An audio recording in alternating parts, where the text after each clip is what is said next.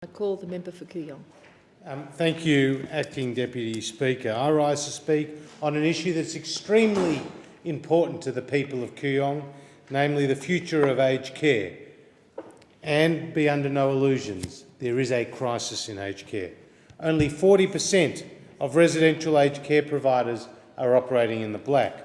The government has cut $1.6 billion from the aged care funding instrument under its reforms, with leading aged care services, LASA, saying there will be a revenue black hole of more than $750 million over the next 2.5 years.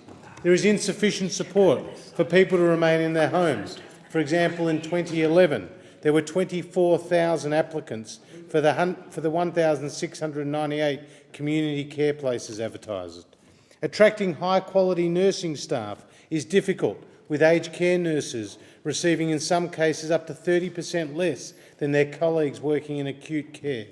And the sector is suffocating under increased red tape and regulation, with aged care nurses reporting that up to 1/3 of their time is spent on paperwork.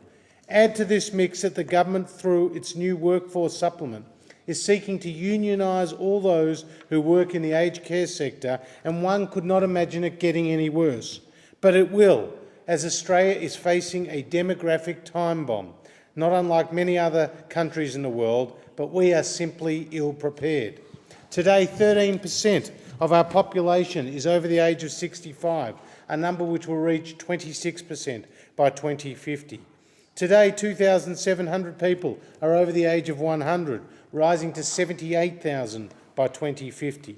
Today, the ratio of working Australians to every person in retirement is just over 5 to 1, but by 2050 it will nearly be 2.7 to 1. These numbers will create huge funding problems in the aged care sector as the numbers of users continue to grow, some 3.5 million people each year by 2050, with governments expected to meet the costs of funding concessional and assisted aged care residents. Indeed, by the Department of Health and Ageing's own numbers, by 2050, 5% of the Australian workforce, over 827,000 people, will be engaged in the provision of aged care. So, Madam Deputy Speaker, given this tsunami of demand that is coming our way, what is the Gillard government doing to prepare us for the future? The answer is very little. Back in August 2011, the Productivity Commission released an important report, Caring for Older Australians. It is one of 20 reviews and 3 Productivity Commission reports undertaken by this government.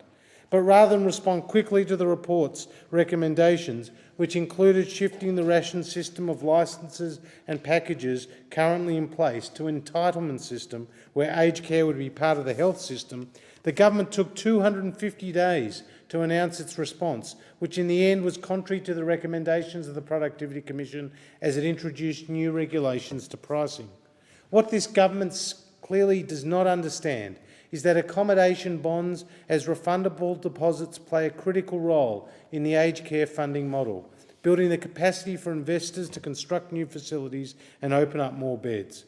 But the government's proposed legislation, which is being hastily rushed through this parliament, including truncating the reporting dates for an important Senate inquiry, will see the creation of a new bureaucracy, the Pricing Commissioner, which will actually make a discretionary determination regarding the pricing of bonds.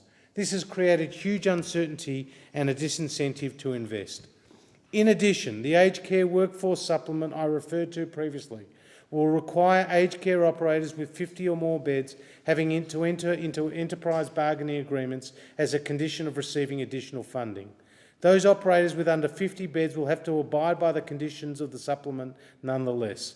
Like the government's tactics in the childcare sector, this is a brazen attempt to increase the membership of the depleted and scandal-ridden HSU, as well as boosting the stocks of the Minister Mark Butler's old union, United Voice. This reform is going ahead despite being roundly rejected by the peak provider bodies. Madam Deputy Speaker, enough is enough. This government has to be called to account for its failure to prepare for a better future for aged care. Its policies have been more than disappointing. They have been detrimental in the extreme, and it's with that in mind that I oppose the member for Shortland's motion today.